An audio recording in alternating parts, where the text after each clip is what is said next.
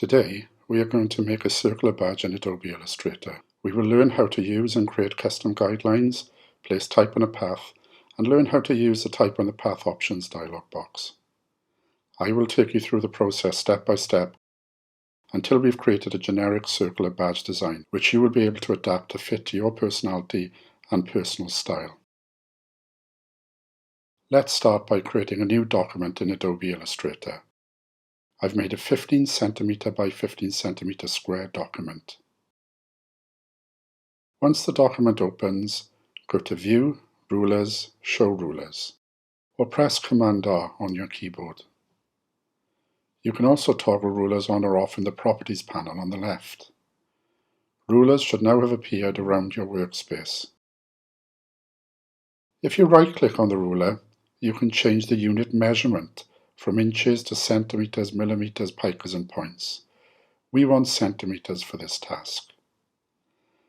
Now go back to the View menu, select View, Guides, Show Guides,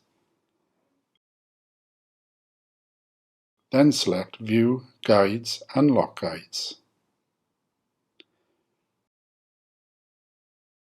Drag a guideline from the horizontal rule onto the artboard. Repeat the process by dragging another guideline onto the artboard, but this time from the vertical rule. Select both guidelines with the Selection tool, then align to the artboard both horizontally and vertically. Drag another guide from the vertical rule and align it to the 3 cm marker on the horizontal rule. Select this guideline, then go to Object, Transform, Move. When the Move dialog box opens, make sure the angle is set to 0 degrees, then set the distance to 0.75 centimeters. Then press Copy. To repeat the last action, press Command-D on your keyboard another 3 times.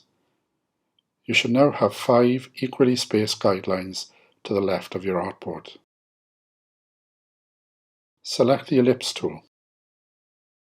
Align the cursor over the center of the artboard where the 2 guidelines intersect. Then drag a circle to the first vertical guideline while holding down the Option and Shift keys.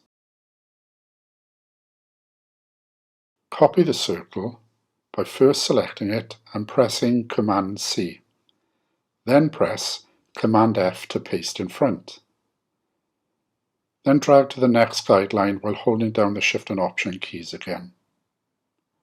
Repeat this process until you have 5 circles.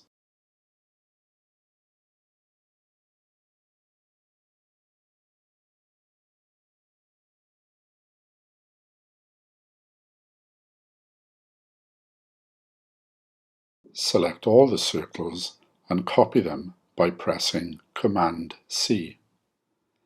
Then go to View, Guides, Make Guides.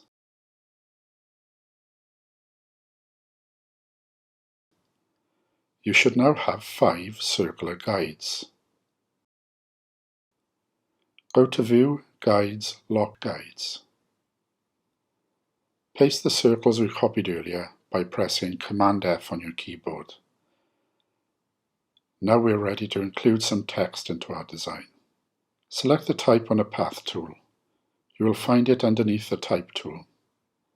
Place the cursor on the path of the second circle from the top. Then type your name.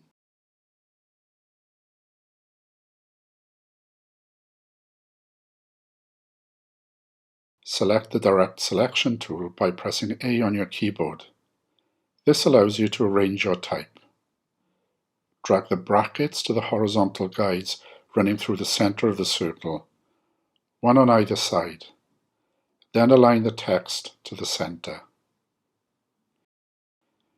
Go to Type, Type on a Path, Type on a Path options. In the Options box, in the Align to Path drop-down, select Center.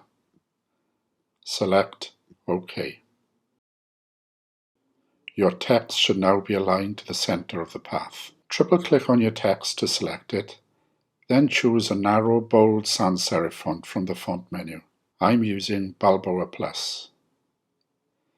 Change the size of the text to make it fit. You can also play with the tracking of the text by selecting it and pressing the left or right arrow key on your keyboard while holding the Option key. If you need to change the kerning between individual letters, place the cursor between them and use the Option and arrow keys to make the spaces larger or smaller. Once you are happy with your text, select it, then copy it and paste in front. When the newly pasted text is selected, rotate the selection 180 degrees, holding down the Shift button until it's in place. The text at the bottom is now upside down. We want it to be readable, so we need to flip it. To do this, go back to the Type on a Path options box and check the flip button.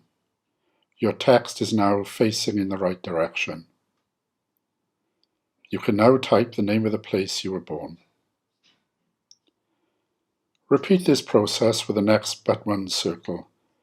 This will take a little time, so for your benefit, I'm going to speed this up a little.